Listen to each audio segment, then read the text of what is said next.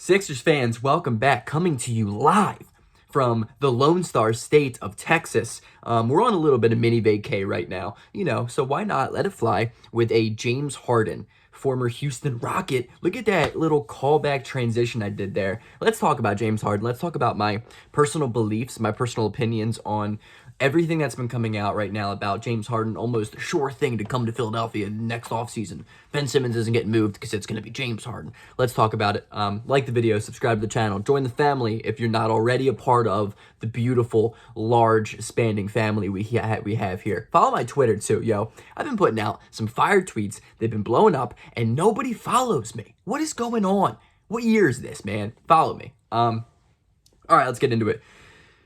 Sure thing, done deal, apparently. A lot of people are saying that, James Harden is going to be a Philadelphia 76er when this offseason rolls around. We're going to keep Ben Simmons. We're going to trade him to Brooklyn for a deal including James Harden. I saw reports on Tyrese Maxey maybe being involved and Seth Curry maybe. That's all obviously speculation at this point. My first thing is, I hate shit like this. I hate shit like this because it's you can never tell what a done deal is. I don't believe in anything until the actual deal is finalized and occurs. I mean, look at Bogdanovich, perfect example. He was supposed to go to Milwaukee. He was basically arriving in the city of Milwaukee. They're like, just kidding. Dude ends up in the ATL. So I really am not somebody who believes in done deal until the deal is legitimately done. So I'm not going to sit here and be like, James Harden's going to be a Sixer, this and that, because, no one has any idea what's going to happen from now till the summer. That being said, let's say the Sixers are going to get James Harden. James Harden has apparently built up a pretty good relationship still to this day with Daryl Morey and Michael Rubin, the Sixers owner or some shit. I don't know. Some dude that is important in the Sixers. Owners, I don't give a shit. If your name's not Mark Cuban, I don't care. Or that weird Nets. No, he was a GM. Never mind. Never mind. So I saw a deal that includes Simmons, Maxey, and Curry, or Simmons, Thibault, and Curry. My thing is that, damn, I don't know exactly how to feel about James Harden. Last year, I was very, very, very adamant about the fact that we should trade for him regardless of what the price was. I was one of the people who was very upset that we didn't go out and get him. That's YouTube has that evidence if you want to go out there and watch that video. But I just don't know my thoughts now.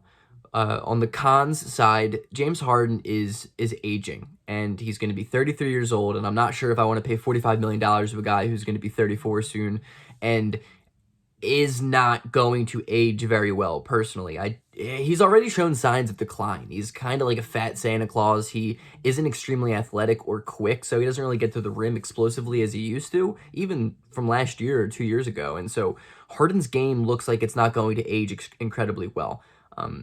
But on the pros side of that, I do think that there will always be a place for him as a top 20 player minimum for the next couple of seasons. And so you're going to pay $45 million for a guy who you can probably count on to be a top 20 dude.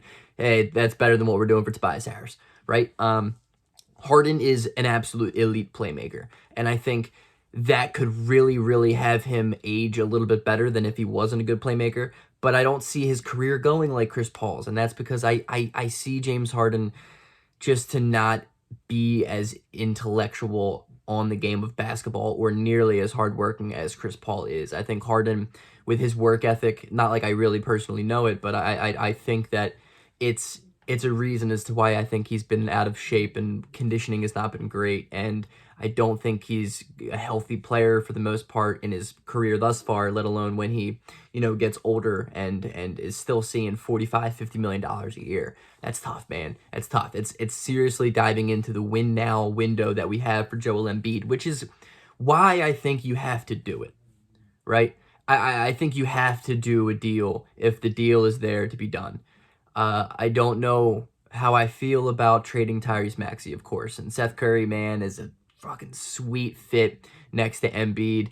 He's an awesome shooter, but again, neither of those guys to me are untouchable. I think Tyrese Maxey is the closest thing to being untouchable on the Sixers roster outside of the Philadelphia 76ers man himself, Joel Embiid, of course. But I think that it's giving up a lot, and especially when you're giving Simmons to a division rival who clearly has a very big problem with defense.